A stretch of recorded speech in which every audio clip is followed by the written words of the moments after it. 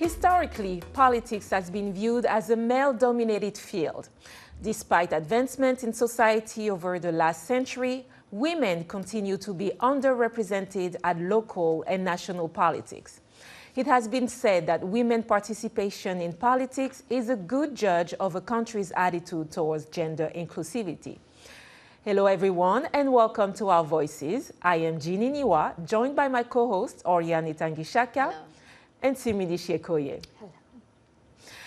Today in Our Voices, we'll take a closer look at young African women leading politically, who they are and what it takes to get there.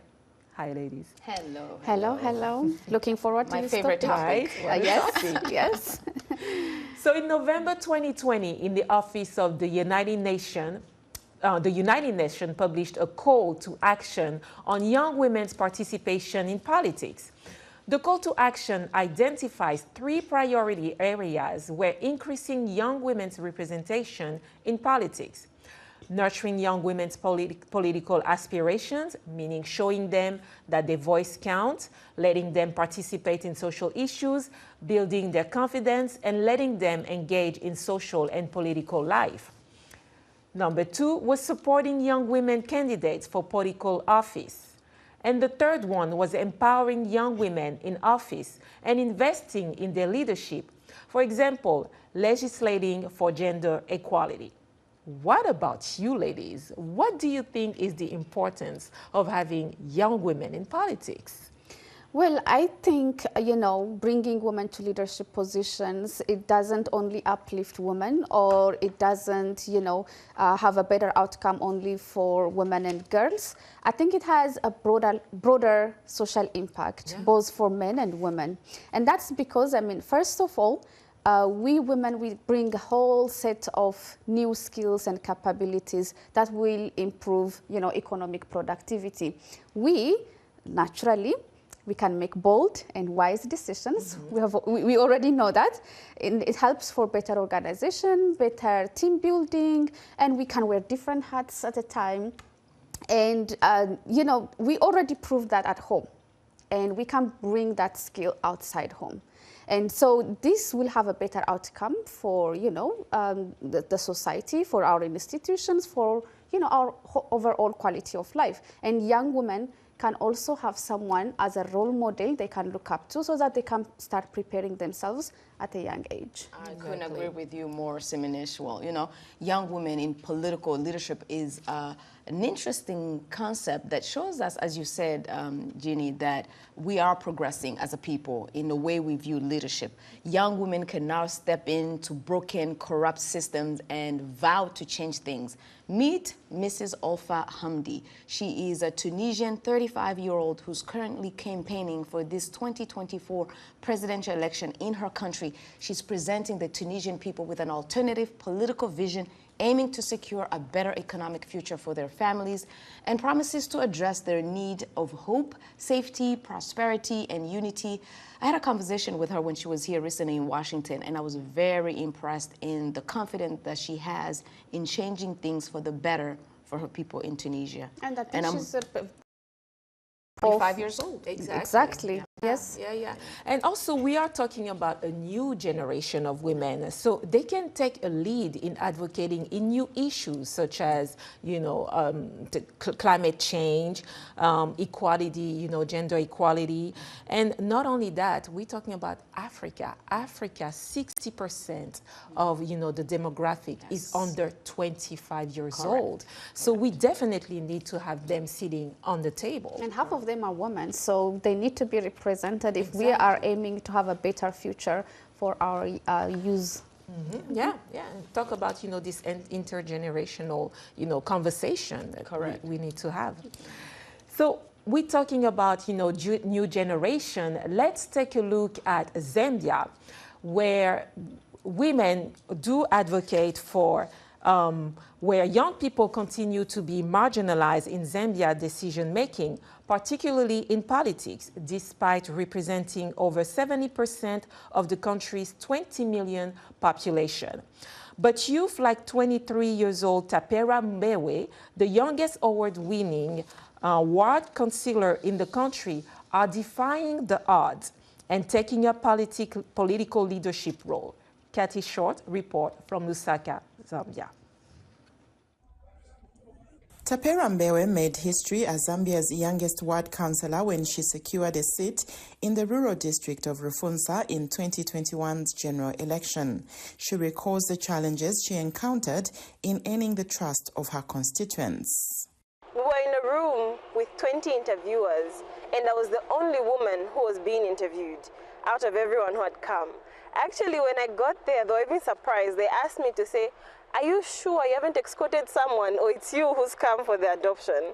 So yes, that's how I got here. Tapera has already scored some successes in her area, such as helping young girls return to school even after getting pregnant and setting up a students' body to enable young people to participate in local politics. At first, the elders in her community were not convinced. It didn't come on a silver platter, I'll be honest. There were so many challenges I faced. To start with, I stood in a rural area. So that means culture and tradition come first before anything else. So there was a lot of tension between me and the traditional leaders because they couldn't accept seeing someone as young as me and a woman as well being their leader, someone they have to report to. Tapera's mother, Charity Ntewewe Mbewe, says that her daughter has always been an active leader. She is not surprised by her rise in leadership. We've shaped her to be what she is today. During her growing up, I used to take her she used to follow me, not really taking her to where I used to go, but following me, like to community meetings. And she was like this child who would always be like, "Mom, where are you going? I want to see what you do." So me being in that rural setup, Tapera used to follow me to community meetings, church meetings, and this really helped her how to interact with people. Apart from being an elected politician for the opposition Patriotic Front Party, Tapera is also a lawyer. She says she wants to use her legal expertise to represent the voiceless in society. Her childhood dream is to one day become the president of Zambia. I will not stop until I am president of Zambia. So my vision is, I want a Zambia that is youth inclusive. I want a Zambia where we don't have to fight to get a seat at the table. It should be there. The seat should be, we should be expected to be participating in politics. Charity Ntewewe Mbewe says she is extremely happy and proud to watch her daughter blossom into a promising leader in mainstream Zambian politics. As a mother, I'm proud. You know, to play a role in shaping a national leader like Tapera and helping her realize her dream, to me, I'm proud. Kathy Short, VOA News, Lusaka, Zambia. Her mother is so proud in shaping a national leader. Well, seeing her mother beside her is a great example of the importance of nurturing our young female politicians. To further discuss this importance of supporting young African leaders, we have with us via Zoom Mrs. Sifisosami Dube, Program Officer of the International Ideas Women in Political Participation Program. Mrs. Dube, thank you so much for joining our voices. Thank you so much, Zoe. Yes, I thought I almost lost you there. Well, straight into the questions. How can you help? How do you help women ascend to power? Can you explain to us a little bit about the program specifically, how we support young African political women in ascending to power? Thank you so much for this question, and I'm really happy to hear the young voices in the studio. In terms of the new generation of political leaders. As International IDEA, we've worked at various fora with the youth and in particular young women through building their capacity, in particular our flagship approach is the youth academies or young women's political academies. Okay. It's kind of like a summer school or a winter school of politics, where we gather different youth or young women for political training, rather, in terms of how they can position themselves for political positions. So there are various aspects in that academy, from the basics of gender and governance, to the basics of how to engage with media, to the basic of how to move motions in parliament or in council meetings. So that's how we've engaged with young women politicians, but also putting them in positions of mentorships through the intergenerational dialogues, where we take the young women politicians and the more seasoned women politicians and put them in a room together. By in a room, I don't mean a physical room. Sometimes it can be virtual, where they go through a mentorship process over the years or over the months, depending on the funds that are available. Some really have enjoyed it, and we've got seen results whereby those who are still doubting whether to get into politics after the mentorship process or after the youth academy process, they actually then go through the political nomination process and become candidates in their country's elections. Ms. Dube, you do a lot for these young women to, for their capacity building. But in doing so, do you work with local organizations, governments, or international communities to support these young girls? And how do you do that? Yes, definitely. We do work with local organizations. In my current program, we work with 6 civil society organizations from different countries, mainly in East Africa and Southern Africa, who then are able to directly link us to those young women politicians, and also linking us to the political institutions such as the election management bodies, as well as the parliaments and local authorities. Our work spans from the local government area all the way to the national parliament level. That's great. It's at every level. Also, can you tell us, how does IDEA address gender inclusivity? We do have a global program of of democracy and inclusion. It's quite a big program, but we also have got a number of databases. In particular, for gender quotas, we've got a database for gender quotas, and we do produce a number of research papers around gender and inclusion in democracy, youth's participation in democracy, and also the other aspects such as disability and democracy, and how the different challenges that women in their diversity face in the different fora. But also we do convene at a large scale as IDEA, collaborating with other multilateral organizations, civil society, academia, as well as media, in terms of bringing together a platform to create for young people to convene and share ideas around political participation.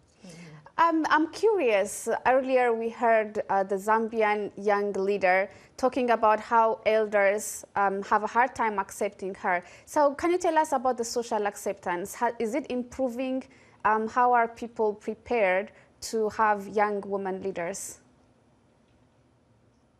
I think things are really changing fast. But the theory in terms of, not the theory, there's a saying in Africa to say the youth can run fast to the mountain and leave the elders in the valley, but the elders see far beyond the mountain. So that means when the youth run for election position or for political position, they need to run together with the elders, or they need to consult those that have been there before them in terms of advice, in terms of tips, in terms of really navigating the political space. I think with the rise of social media, the rise of the cyber community, things have really been changing, and I think more and more people in the communities have come to accept that it is possible for youth to lead in politics.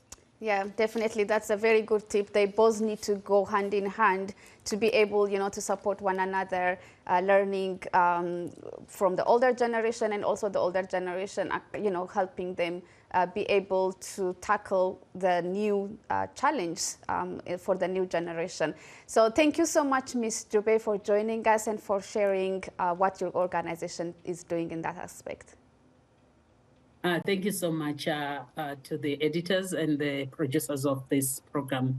Definitely. Thank you so much. Mrs. Sifisosami Dube is the Director of International IDEA, a Women in Political Participation program.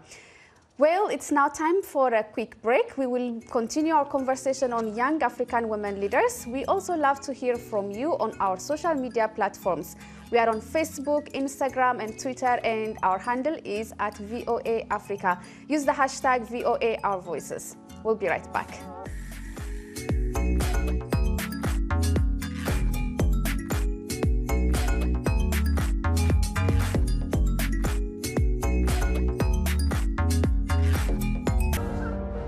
We seek the truth.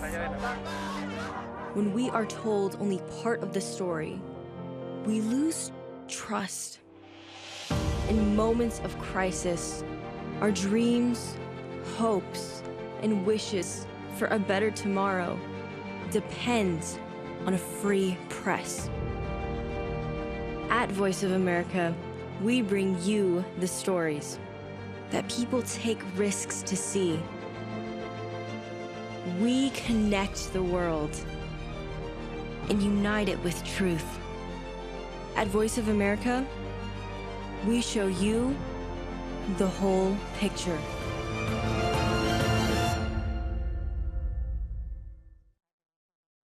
You're watching VOA's Red Carpet. My name is Jackson Vunganyi. Thank you so much for joining us each week right here on Red Carpet. We bring you the latest in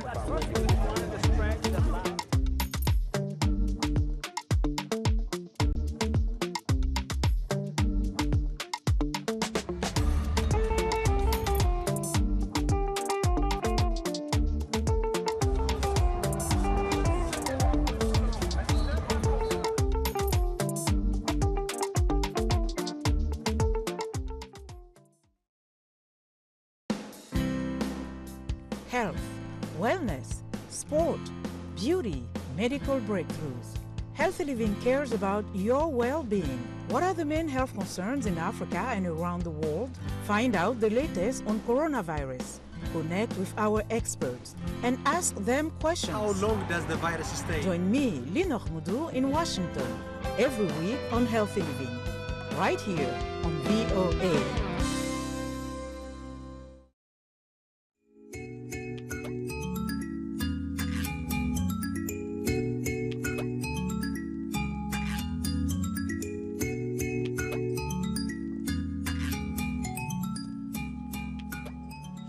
Welcome back. You are watching Our Voices, and we are discussing young African women in politics.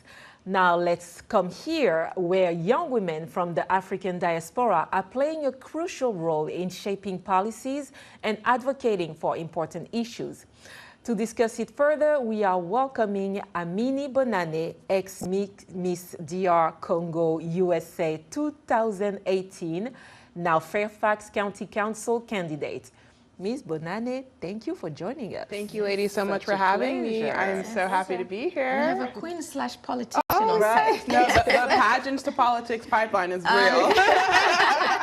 That's very good. We see that. So let's talk about it. As a young African politician and community leader, tell us more about what inspired you to get involved in politics. Right. So, coming from Africa, my family immigrated from the Democratic Republic of Congo in 1997 because of the war.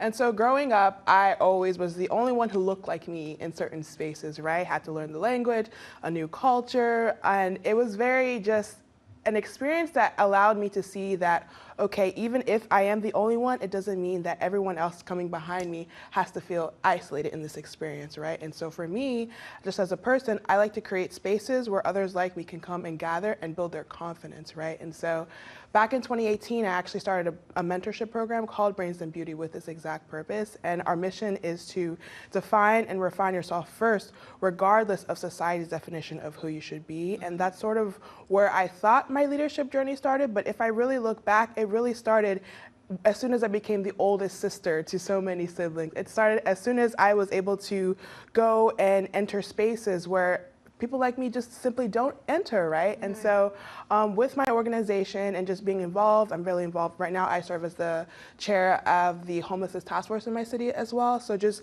getting involved really opened my eyes to see like, oh wow, so just because I may not have like the polished backgrounds or I don't come from like a family of politicians doesn't mean that this isn't also a space that I can't create for myself and others like me coming behind. And so I'm just really grateful just for the opportunity to have my voice represented, because I am a representation of myself, but I represent so many different communities Your as generation well. too. Exactly. Yes, you represent not only the youth here in the U.S., but also the immigrant youth and the African youth who aspire. Exactly. So that's really powerful. But are there specific challenges that you are going through as an immigrant African woman here in the political space? And what advice would you have for the young women who are coming up into public service? Oh, that is such a great question. Thank you for that question. As an immigrant, like I stated earlier, going even to school, I would be the only black girl in my class, right? And then not only being the only black girl, I'm also the only African girl, because those who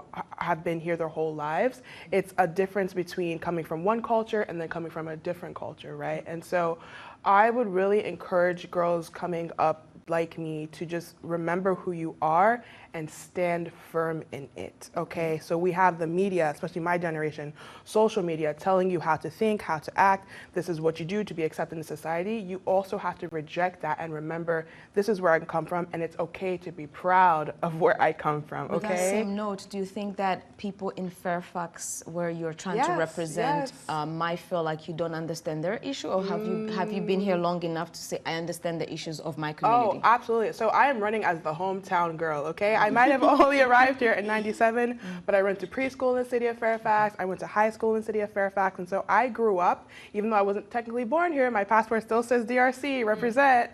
I am from the city, and you do not have to feel othered just because you have a different experience. In fact, it's that experience that makes you unique and able to represent so many different people. Fair enough, fair enough. So if you get elected, what policies and initiatives do you plan to advocate that will, you know, elevate immigrant young women in your community? So my number one advocacy is the reason why I chair the homelessness task force, and so it's housing affordability, right?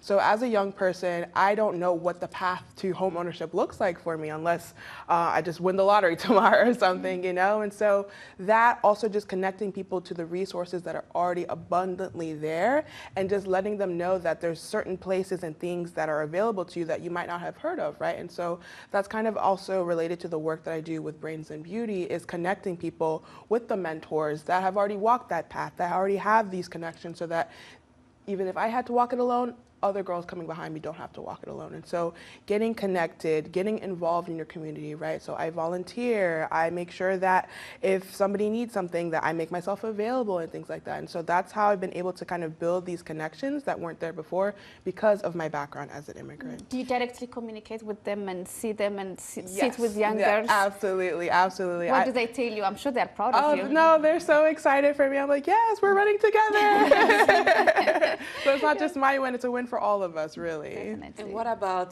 the immigrants like you who have the same background? Is there issues that you tend to, you know, you want to highlight, you want to help them if you're elected? Yeah, so one of the biggest things that I've been seeing with our people is really just knowing how to connect to resources, right? So they come here, they're like, okay, so maybe this is my set path, but I didn't know that there's a certain program that's going to help me with starting my own business, or I didn't know that I'm able to apply for certain benefits so that if I'm running low on income, I can help sustain my family with that. And so my biggest thing running as a young person is really I'm not running pretending to be an expert in anything, but I am running knowing how to connect you to these experts, right? That's how I'm able to take on so many leadership roles in my short 20-something years of life. So, what about resources? I Yeah. mean, you are competing against, people who come from old money, generational wealth. Yeah. So how are you overcoming that challenge? Absolutely. Maybe you won the lottery. We don't know. We'll see. But how do you? I love that question because that's what really keeps people out of the game. They feel like you need to have a certain resume, and don't. I won't discredit myself. I do have some sort of things, like I completed the campaign school at Yale. I did the Sorensen Institute and things like that. But you really need to know how to start building a coalition, right? And so my campaign, I like to say that it's a people power campaign. And so I have people like my campaign manager who has never done anything remotely close to this, but just because we're bonded by the same values, we're able to connect other people who also are trying to have the same exact vision for our city. And that kind of brings in the people that are like, oh, it's like slowly starting a movement of people that understand community. That understand community. Like the Africans say, it takes a village. It takes a village. Oh, I need my village. Well, you village of Fairfax, they heard you, they heard your message. We wish you the best. Thank you best so of much. luck. Thank you. Yeah, I mean, there's a lot of times when people see who they look alike, it inspires them. So I think you're inspiring a lot of young women. But, just women in general. Yes. I think these political spaces need more women, Black, Spanish, white. They just need more women to be able to come forward and show that women are able to lead in, as we said in the beginning, maybe corrupt system, maybe systems that are lagging, maybe systems that are lacking. So we definitely wish you the best. Thank you. I appreciate you all so much. And I hope see you all at my launch on June 30th on Congolese Independence Day. And when you do win, don't forget about us. I will not.